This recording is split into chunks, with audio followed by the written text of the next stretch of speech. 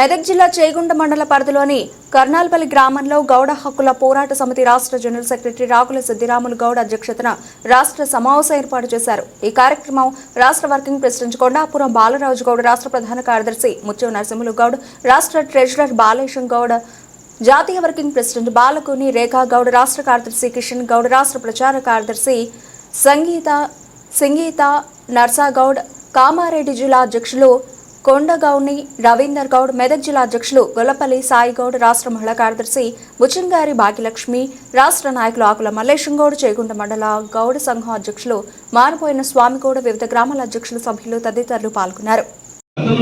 ప్రభుత్వాలు ఎంతో కొంత చేసినటువంటి పరిస్థితి శ్రీనివాస్ గౌడ్ ఉన్నప్పుడు దాదాపు కొన్ని నీరాగేవని వైన్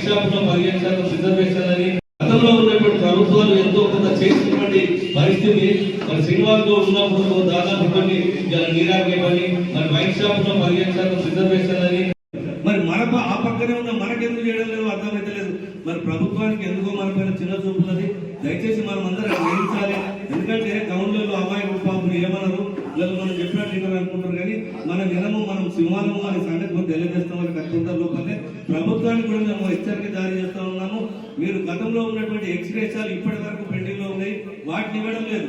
5 లక్షలు 10 లక్షలు ఇస్తామన్నారు, కనీసం 5 లక్షలు ఈ 10 లక్షలు లేవు. మరి ఇవాళ ఎక్కడికక్కడ రియల్ ఎస్టేట్ వ్యాపారాలు చేసుకుంటూ చెట్లను ఎక్కడికక్కడ నరికేస్తుంది.